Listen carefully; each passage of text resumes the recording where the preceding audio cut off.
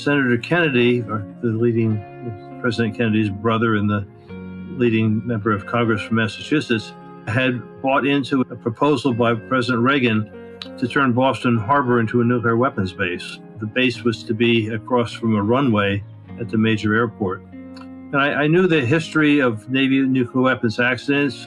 I knew how these new nuclear weapons, they would be steel-launched cruise missiles, would increase the dangers of war, violate the nuclear weapons freeze. And so with several friends, we dug in. We analyzed it. We mobilized opposition to it. We worked with city planners to see how that area could be better developed. We brought the former operations officer of the 3rd Fleet up to meet with the Boston City Council, and he testified about the history of Navy nuclear weapons accidents. Where lust for a whole life and nothing but less makes people jump out of a comfortable pond into an unknown ocean. Welcome to that journey between the East and the West. Who says Rolling Stones don't gather moss? Hello everyone, I am Meenu Gupta, your host for the day, and I'm delighted to have you join me every week as amazing people share their incredible and inspiring life stories of straddling continents. Thank you.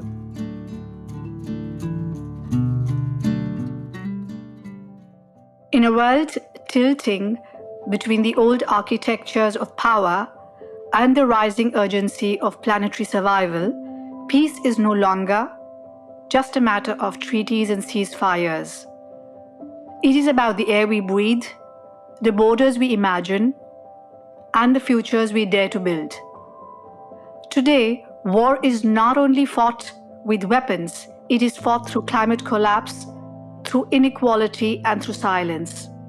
Our guest today has spent his entire life resisting that silence.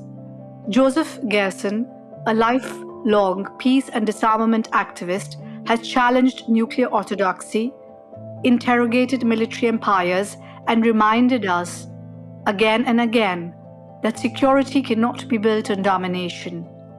As president of the Campaign for Peace, Disarmament and Common Security, and president of the International Peace Bureau in Berlin, Joseph has bridged decades of activism from the Cold War to our current poly-crisis, from Hiroshima to Gaza, from the Pentagon to COP summits. In his work, peace is not an absence, it is a practice, and it demands dialogue. This episode of Between the East and the West invites you into that practice of deep listening, of historic memory, and of urgent imagination. Thank you, Joseph, for joining us today. Meenu, thank you for that wonderful introduction. I'll dive straight in. You've been active in peace movement since the Vietnam War era. What was your personal turning point, that moment when peace work became not just a cause, but a vocation? I think actually it was when I was riding in a bus and I was looking at an issue of Ramparts magazine, which no longer exists. And there were a series of photographs that had been taken of civilian victims of the Vietnam War. It was absolutely heartbreaking. And in later years, I learned that set of photographs also were what turned Martin Luther King totally against the war. And so that was the moment. But clearly, I had been building toward that moment for a very long time, beginning with the lessons that I was taught. I'm Jewish, the lessons from the Holocaust, and never again to anyone, and never to participate in the crime of silence, to turn your head away from injustice. And I had been involved in the civil rights movement before that. So I was building to that. I had also wanted to become a U.S. diplomat. I went to college to study to do that. But on learning what the United States was doing in Vietnam, it became clear to me that I could not serve as an official of the U.S. government. And how old were you when you had that experience? I think I must have been about 19. So very impressionable. Okay. And how did your early experiences perhaps then in activism, education, or witnessing global conflict, how did that shape your understanding of power and peace? Good question. I have certainly some aspects of this have to do with my psychology and the way I was raised. But I have a memory from the first day of my class in international relations when I was a sophomore in college. And I went to Georgetown University. One of my classmates was a guy named Bill Clinton. And I don't know what lesson he took from it, but our professor of international relations, the second sentence out of his mouth after welcoming us was studying international relations is analogous to studying the rules of the game among mafia families, basically based on power, threats, and murder. And that stuck with me quite deeply. I recognize that there are many other ways to do international relations, for example, via this interview that we're doing here. But as we look at what's happening now between the great powers, Trump is basically a mafia don, and Putin not much better. And similarly, Xi rules with a hard fist. So, that certainly does describe the situation we're in. And many years later, when I worked with the War Resisters International in London, there was a member of our board who was Dutch. He had ended up in Dachau in the concentration camp because of his nonviolent actions opposing the Nazi occupation and the extermination of Jews. And I remember him saying, when the elephants are fighting, it's the responsibility of the ants, on the one hand, not to get stomped and killed, but on the other hand, to create the environment that makes it impossible for them to war or to destroy us. I think that's where we are. I mean, we live in this world of great and terrifying power, but people have agency. We can make changes. I've certainly been a part of that in the course of my life. So the hope part in that particular understanding is the agency of people. Yes, I mean, people can make change. And we find ourselves at many different, I'll call it, different levels or different dimensions of society. And wherever we are, we can work to make a difference. I was just at a conference at Brown University late last week where a kind of really quite remarkable gathering of peace activists, of scholars, of military officers, of think tank people were working to try to understand what's happening with U.S. relations with China, committed to defusing the tensions between the United States and China, which obviously could end life as we know it, and ideas and directions, narrative grow out of that, which I think is quite important. And was there a moment you felt that your activism actually changed policy or perception in a tangible way? So one of my favorite memories and sense of accomplishments, in 1983, I was, among other things, doing work for Middle East peace and understood the history of U.S. empire. And a friend of mine from San Francisco phoned me to say that Senator Kennedy, or the leading President Kennedy's brother and the leading member of Congress from Massachusetts, had bought into a proposal by President Reagan to turn Boston Harbor into a nuclear weapons base. The base was to be across from a runway at the major airport. And I knew the history of Navy nuclear weapons accidents. I knew how these new nuclear weapons, that would be steel-launched cruise missiles, would increase the dangers of war, violate the nuclear weapons freeze. And so with several friends, we dug in. We analyzed it. We mobilized opposition to it. We worked with city planners to see how that area could be better developed. We brought the former operations officer of the 3rd Fleet up to meet with the Boston City Council, and he testified about the history of Navy nuclear weapons accidents. The major newspaper here, I was told that the owner had said that nothing was to be reported about our opposition until we made it impossible for them to do so. And it was basically a news blackout. But we tried working with the press, doing what we could do.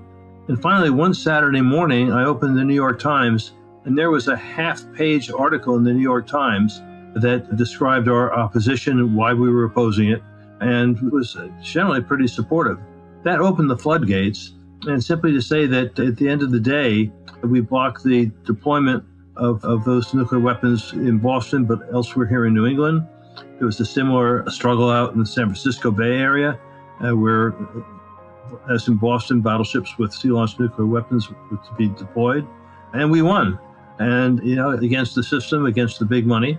And so that certainly has encouraged me along the way. Oh, that's lovely. That showed people power and the power of not remaining silent, not just observing on the sidelines. And nuclear weapons are often seen as relics of the Cold War, but you argue they're central to global insecurity as well. Now, why do they still matter, and what's the moral blind spot you see in how we talk about them? So I had the privilege over time of working with Daniel Ellsberg. Dan is best known here as one of the authors of the Pentagon Papers, The Secret History of the Decision-Making for the U.S. War in Vietnam. And he risked life imprisonment by making that secret history public. He was, in fact, sentenced to 109 years in prison, but because of Nixon's corruption, his case was thrown out. Less known is that Dan was the principal author of U.S. nuclear warfighting policy in the Kennedy administration, and he came to understand how wrong that was. He had done some work, and actually one of the books that helped to launch the nuclear disarmament movement of the 1980s was Protest and Survive. E.P. Thompson, the English historian, was involved in putting that book together. And Dan wrote the introduction to that book, and I had the privilege to work with Dan both before and after that. And as Dan explained, the last time nuclear weapons were used was not in Nagasaki, criminal atomic bombing of that Japanese city. In fact, as he said, the United States has used its nuclear weapons in the same way that an armed robber uses his gun in the midst of an armed robbery pointing at someone's head. Whether or not the trigger is pulled, the gun has been used. And so the United States has done this now more than 30 times during international crises and wars. I wrote a couple of books about this. And this is precisely the model that Putin has been using in relationship to Ukraine. And we see the Chinese trying to prepare for it with their nuclear buildup right now. The idea is, you make this threat. If it's a credible threat, then the other side is not going to, as Noam Chomsky said, come to the aid of those that you're threatened, you're intent on attacking. And, we've seen this now, very palpably in the last few days with the inherent threat of use of nuclear weapons in the Indo-Pakistan conflict, not quite a war, but, I think the reason the whole world was on tenterhooks was the fear that at some point one of the parties might feel itself sufficiently on the defensive that it would move to launch nuclear weapons against the other. And we should appreciate that while many of us in the West focus on the great powers, the biggest nuclear arsenals, the P5, the initial possessors of nuclear weapons, the Physicians for Social Responsibility has done studies that show that even the use of 50 to 100 relatively small tactical nuclear weapons, but pretty nasty weapons to say the least, if they were used in an Indo-Pakistani exchange, while they would kill hundreds of millions of people in South Asia, the fires would release smoke that would result in global cooling, basically reflecting the sunlight, leading to crop failures across the northern hemisphere, and over the course of a decade, killing about 2 billion people. It's billion, not million. So just to understand, we live under the threat of nuclear weapons in war increasingly all the time. The work that we've done for the Common Security Report for the Indo-Pacific is clear that an accident, an incident, or miscalculation, say, for example, in a confrontation as China and the United States or China and Taiwan confront one another with their military exercises in very close proximity, or in the South China Sea, the accidental launch of a torpedo or a missile could lead to escalation to nuclear war. And the same if you have a military officer or someone at the button of a weapon who just is so driven that he or she launches the weapon that could lead to escalation, even to nuclear war. We have to be concerned about the nationalist political forces behind our so-called leaders that could lead them to feel like they had no choice. I mean, it's interesting, back during the Cuban Missile Crisis, when we were, the U.S. government believed that the chances were 50-50 that we would actually go to a nuclear war, which would have ended all life. President Kennedy told his younger brother, Bobby, well, he didn't have a choice. If he hadn't escalated the confrontation, he would have been impeached. And these kind of political forces are there, and we have to work to diffuse them. Thank you for sharing that. Because when I now combine this with, you've written a lot of books and you've written vastly about the US military's role in maintaining empire. Now, how do you think the Americans misunderstand, quote unquote, misunderstand the nature of their own foreign policy? Well, in most societies, they don't teach the underside of history or the underside of politics. It's not something to be honored, right? So, as we see now, just reading an article in today's New York Times, written by a professor at West Point, the Army here, who's resigning as a matter of conscience because they're changing the curriculum there. So there can be really no discussion of racial injustice here in the United States, studies of gender issues, and so on. And you see this in other countries. One of the things that I think we have to appreciate is that, unlike many countries, in Germany, after the Holocaust, the brutal war and rule of Nazi leaders, their society faced its history and have really helped to build what for a long time has been a taboo against injustice, maintaining respect for human rights and freedom. This obviously is now coming under question as you have the rise of the right in Germany and looking to remilitarization in the wake of Russia's invasion of Ukraine. But that's rare. Japan, remember that Japan in the 30s and early 40s, and actually going back to 1905 when it's brutal colonization of Korea, a really brutal and sometimes racist history. Unlike Germany, Japan has yet to face that history, make appropriate amends, and to teach its, as they say, teach its children well. And this helps to explain why, for example, people in China and in Korea continue to distrust Japanese, even as there are many good Japanese people who have, of course, faced their history. But when we discuss that, if I were to look at it from another angle, you've often said that peace is not the absence of war, but a structure of justice. So can you elaborate on what that looks like in today's context of climate breakdown and rising authoritarianisms? Because partly I understand what you just said, and maybe a little more would be interesting to where we are standing right now. And one of the points you already mentioned about when the guns go off. Can you bring a context to that? Sure. Here in the United States, the U.S. military budget is approaching or is exceeding $1 trillion, which is to say more than all the rest of the leading military powers combined. And there's an old saying: if the only tool you have is a hammer, then you're going to see every problem as a nail. And so we have this problem. But we also have the structural problem of ideology, not limited to the United States, where the idea is that your country has the right to dominate. And that creates social systems that tend toward war. At the moment, let's face it, the reality of the climate emergency is very real, right? People are already dying because of it, and floods and fires, rising seas, and we know how to deal with it, right? We could invest to preserve our coastlines. We could be transforming our economies to more sustainable energy and so on and so forth. But in the face, for example, of the U.S.-Chinese competition, the money is being spent for other purposes, right? And so in a way, we have war being pursued by other means. And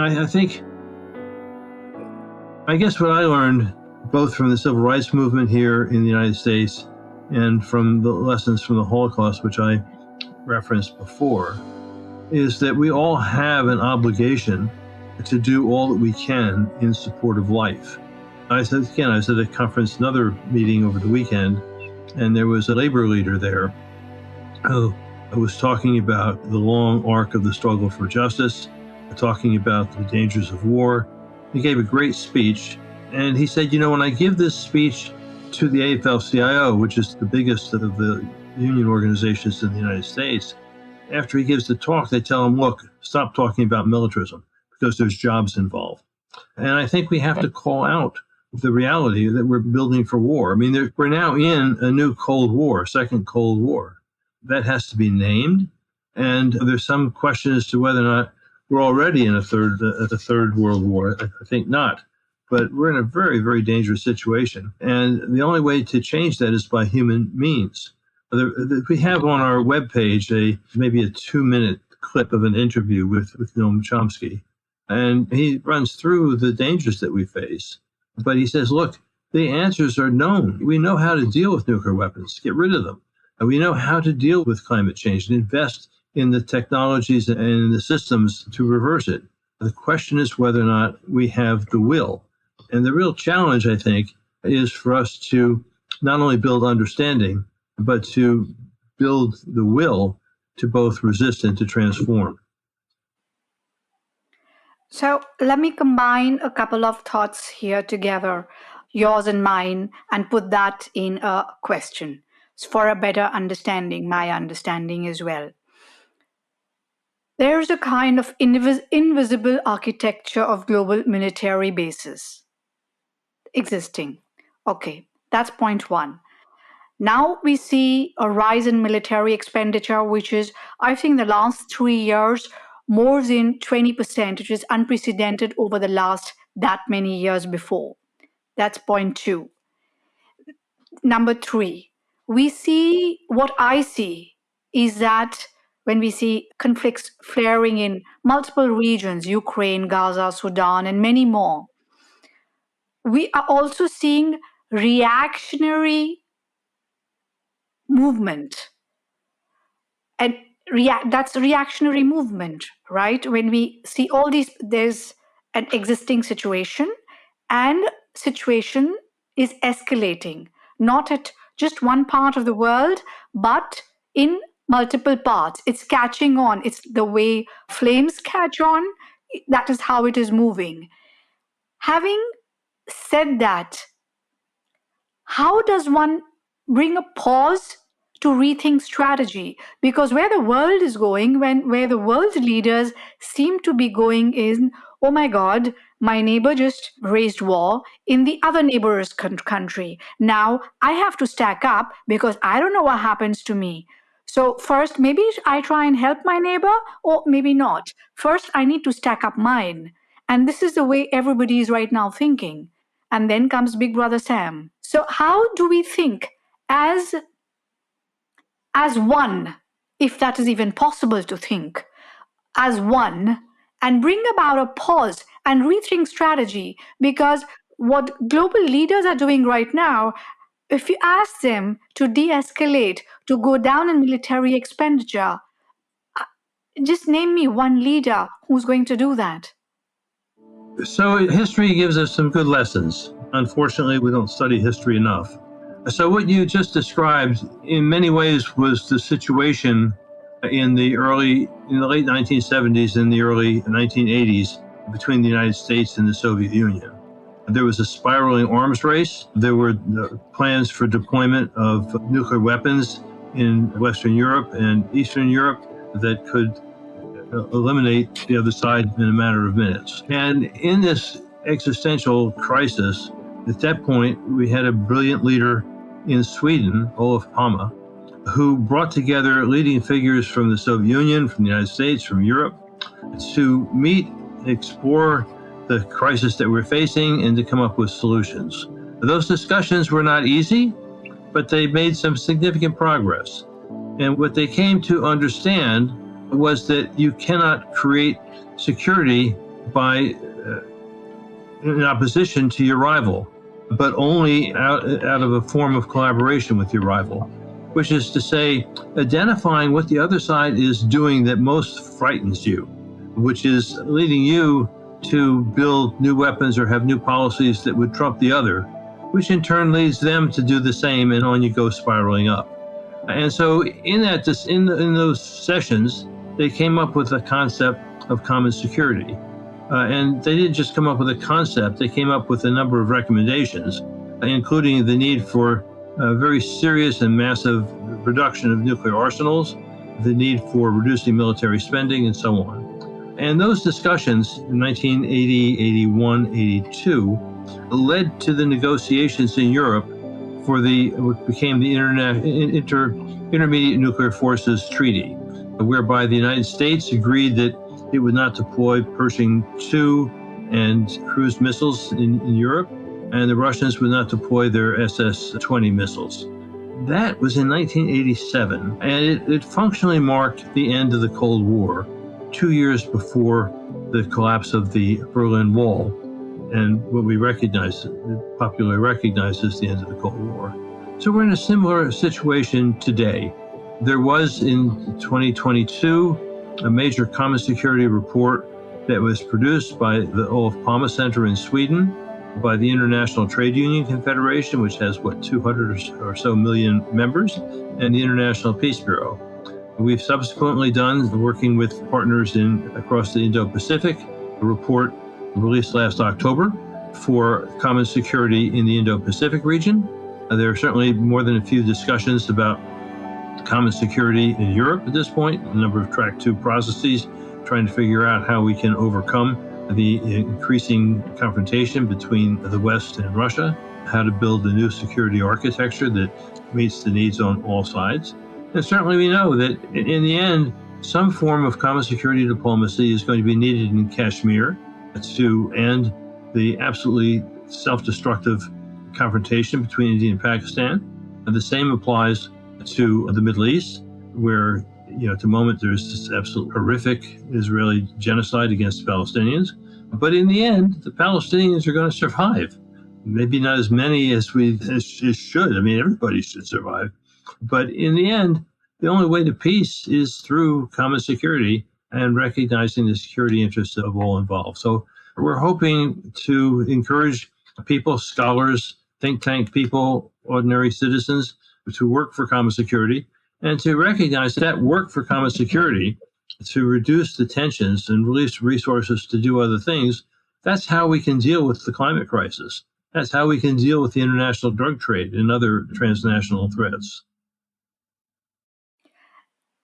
And as we look towards COP30, for example, in Brazil, and the rise of climate diplomacy at that end, what role do you think should peace movements play in shaping these agendas? A good question. I think it's very important for people not to get caught in silos, to say, well, this is my issue and that's your issue, and we'll have a parallel play. In fact, we have to understand the interrelationship of the issues and to join in solidarity with one another and to understand the very intricate links between the two. So we know, for example, that the climate crisis has been driving tensions, and in the case of Syria, even war. So we need to work across the word is intersectionality, a word which is increasingly outlawed in official circles here in the United States. But we have to persist. We have to speak the truth, and we have to be open to the truth and to the demands that ethics and conscience place on us. That means, and I totally agree with you, I'm so glad you said what I constantly keep reiterating about not living in silos, because I honestly believe that when we talk of diversity, equity, belonging, climate change, and peace, and then sustainability as one world, all of these topics actually are interwoven. and one cannot happen without the other. That last thing which we spoke of, sustainable world, cannot happen without the first and the second coming together, for example. So in my understanding, humble understanding, all of them need to be together to actually arrive at a solution which is possible for the masses across borders. Now, do you think that in places, and COP has become one of those places where agendas are set, very few are met because there are no regulations to bring them in place. Promises are made, few are kept. This is my understanding. Do you think at places like COP, we should bring together peace builders as well, along with other sections, so that when agendas are even made at that table, there is some promise of different opinions coming together? So I guess I would say, of course, I mean, we need a broad variety of people present. My understanding is that one of the biggest problems in the environmental and COP diplomacy and negotiations are that the fossil fuel industry, countries who could care less about the rest of the world but only want to maximize their profit, are playing leading roles. And I think in the end, here in the United States, rather, I find myself thinking as we face these huge crises here, I mean, the possibility that we'll lose the right of habeas corpus, that the right to vote could be taken away completely in the election to 2026. In the end, these questions of survival and justice come down to the people. I mean, the U.S.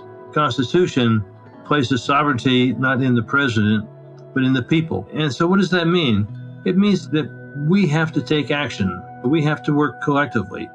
I think the idea of a general strike, for which it doesn't come magically, you have to talk about the concept of what general strike is, that it means people stop working, that they, in protest, that they bring business as usual to a halt. This kind of action, I think, is what ultimately may be needed in order to hold those with power and privilege accountable.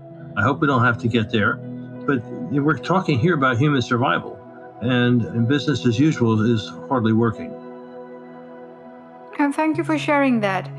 See, for now, when we talk of dialogue and hope, dialogue is at the core of our podcast as well. In your view, what makes for transformative dialogue, especially across seemingly irreconcilable differences? Well, I think what's essential is basic respect for the other, to be able to listen, to walk in the other person or country's shoes. I think in the West, certainly in the United States, we have these problems of racism, white supremacy, manifest destiny, where the assumption is, if you will, that white Christians have the truth and others have to bow down before it. One of the books that was important to me along the way, I think a lot of it just has to do with psychology and what you're taught by your parents, right? There's a fine book by the Jewish theologian Martin Buber, called Meetings. And what he said is, what's most important to get toward what he described as an I-thou relationship is to come up with the right question. And you're doing a pretty good job yourself of this. But the question that opens to the core truth, the core meaning, the core experiences of the person with whom you're in dialogue with, or in this case, the nation. And that ultimately is what happened with the common security process in the 1980s, listening to the other.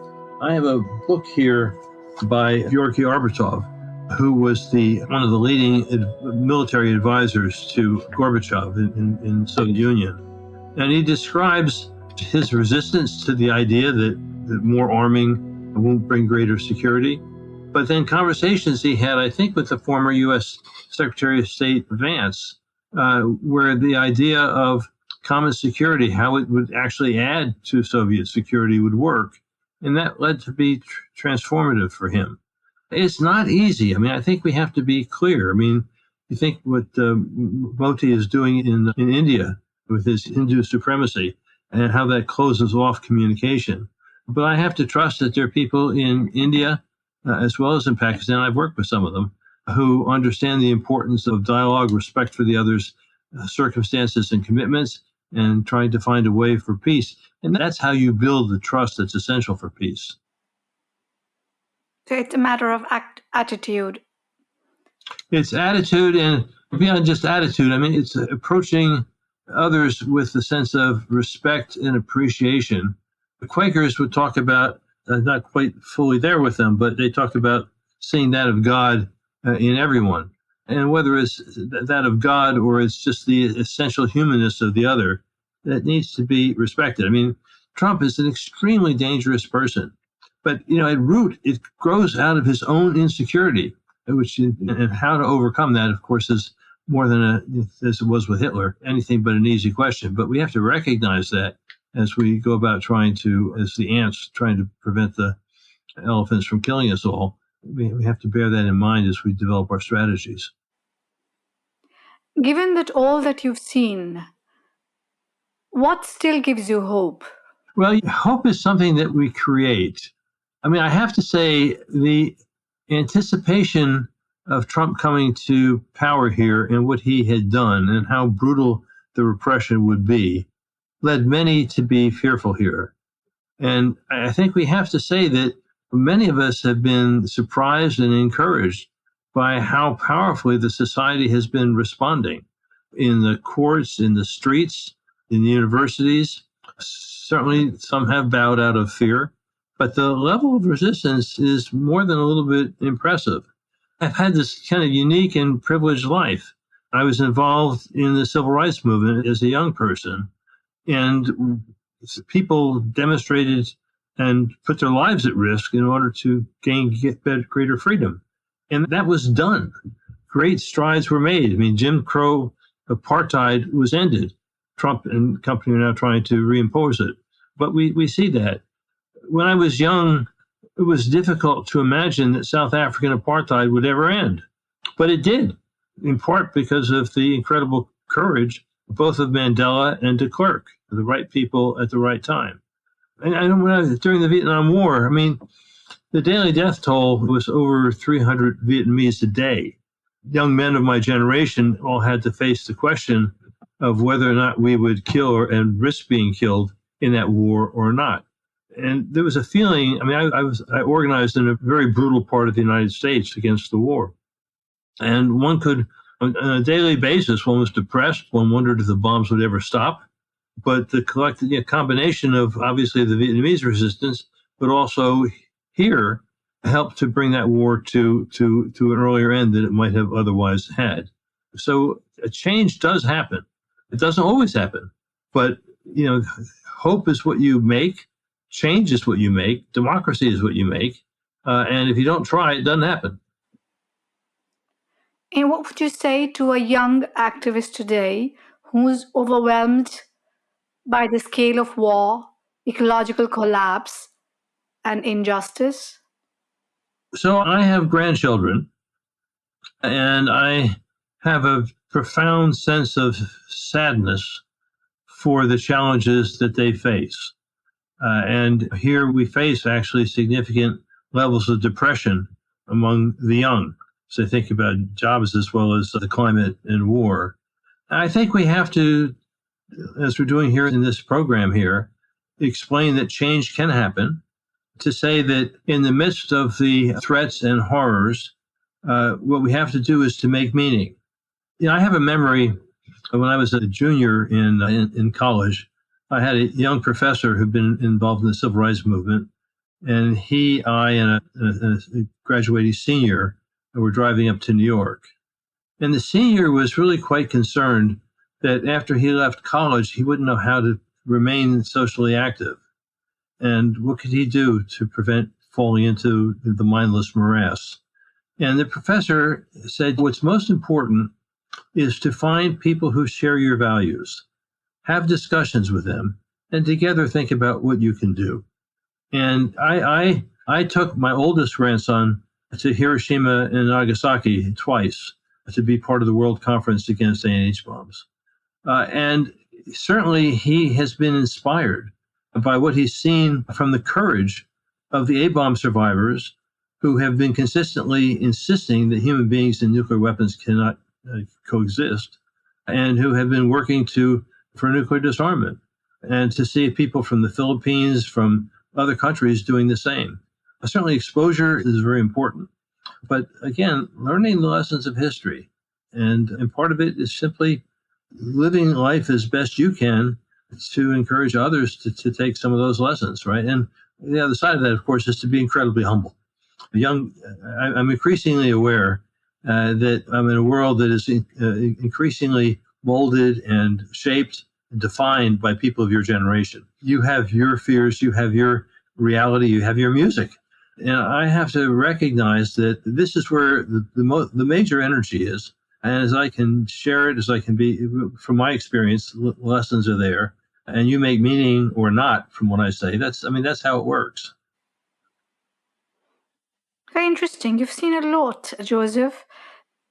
From that many years ago, let's say from the time you spoke about the Vietnam War and the horrors of Hiroshima, to where we are standing today. Of course, beyond the fact there has been technological advancement and rise in consumerism and industrialization, yes, that is one end of the story. But the other end of the story, where we say peace, power, is there any difference which is there in the existing structure and that structure then? Because when I try to draw parallels, except the fact that people may have changed, the heads of states and governments, beyond that, do you see a change? Well, there are lots of changes, and there's also a lot of continuity. So we live in some ways in a more complex world, as the world has gotten smaller through technology, as China is no longer a nation of incredible poverty, but increasingly has a massive middle class, as India is in the process of doing transformation. These are major changes, right? And they bring both hope and positive opportunities, but also increasing dangers. One bit of continuity that I take, when I was younger, when you're young, it's easier to ask hard questions of other people. And you get old, there's a suspicion or just defenses are up. But I was in Okinawa some years ago at a conference, and there was an older professor, Musa Koji, who was the keynote speaker.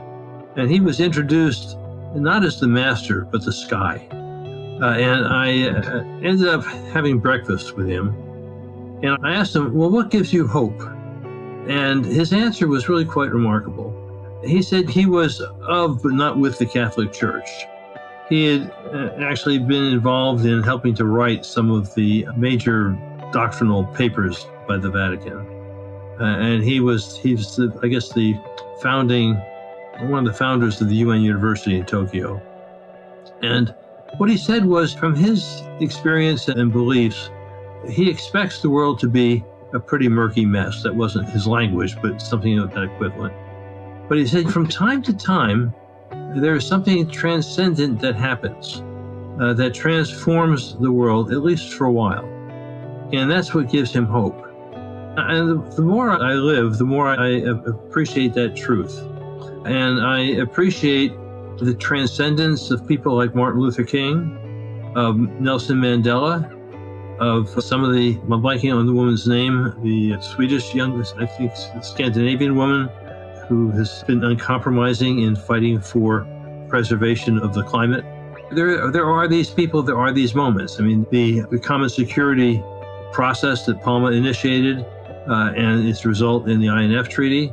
And I think those of us we do what we can to try to regenerate those moments, recognizing that our skills and capacity is quite limited, but you have to reach in as deep as you can. And I think if we can identify, call out the best in other people, that gives us a better chance of getting there. Thank you for sharing that. I've been talking also, what was very interesting for me, I've been talking to also some young peace builders, and I was very pleasantly surprised. The same hope that you are saying for the next generation, I felt hope after speaking with them because I asked a couple of them who came from completely war-torn areas where they were born in the age of war, where they grew up with bombs floating around them constantly. So that is the life they woke up to. I asked them one question, and that was not one person, but I think a few of them said the same thing. And I asked them, how did you know? This is what you knew as a person, as a human being, that these are bombs, there's violence, this is what happens. How did you know that there is a world beyond that and that dialogue can help matters? There was this simple answer. He said, we all our young lives, or whatever number of years we have lived, we just saw war. And we also saw that there was never a solution with that war. Bombs don't bring solutions. So for us, it was very clear that the solution lies elsewhere, and that is dialogue. It was a very lived out fact. And they are the ones who were able to jump out of that and go to other countries and start movements on their own. I've spoken to people who escaped genocide from the recent Gaza Strip as well last year, who moved between countries. I had the same answer. And then there was something additional which I got. They said, and this is the time when there was a lot of resistance a lot of it in the US and other universities across the world also last year, based on the technological movement. And thankfully, there was social media. So people who once in a while from the Gaza Strip could get their voices out, they realized that the world saw them, that they were not blocked in silence somewhere. There was this solidarity they suddenly felt that people who didn't know them in another end of the world were standing up for them. That gave them also hope. Though in physical reality, they are blocked out somewhere by this whole mess. It's a mess of power. I mean, it's power. It's deranged. Yet, these small little things give people hope. And from me, I rant a lot against technology, at times. But using it. again, technology. But of course, there are pros and cons to it. And it's technology is a tool. And I keep saying, and I think people will start resisting what I say at some point. I keep saying it's like a knife. You can either use a knife to cut an apple or kill a man. It's the same way. It's how we use technology. And in this case, it allowed people to know that they were not silent. And people came and said that's the reason one part of our series also started, because they said, let my voice be heard. Let me not die a nameless death. I came on this earth, I went into this place, and I died. And people would not even know that I existed. That's the insane fear of just having lived on this earth and passed away.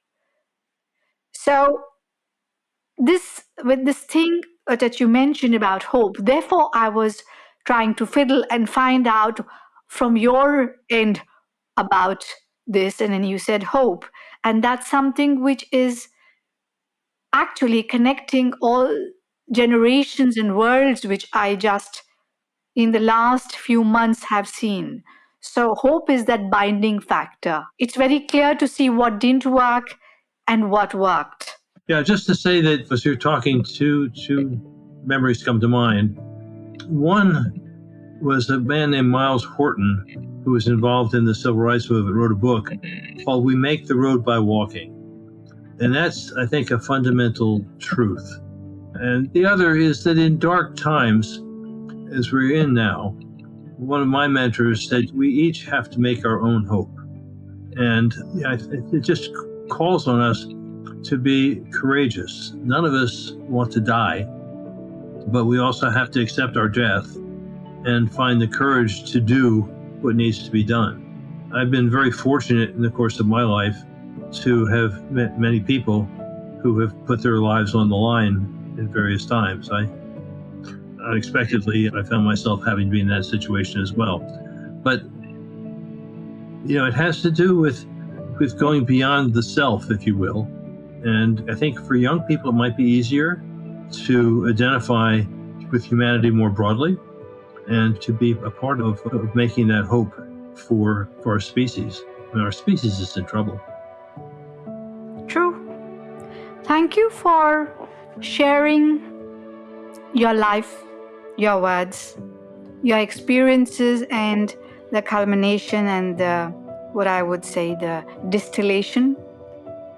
Also, just to say, I would love to have another opportunity to talk with you. You've asked all the questions, but I would love to be able to ask you questions to get a better sense of who you are, how you've become who you are, and what your life is. So just to appreciate this conversation and to hope that there'll be other opportunities to have it go both ways. Sure. And we can continue that conversation a little bit after this, very much possible. Thank you for listening to the series Between the East and the West. Do subscribe to the channels mentioned on the site in case, of course, you liked what you heard. I am Meenu Gupta, the host of the series, and I'll be looking forward to your comments. We love feedback. Thank you once again. Namaste and bye-bye.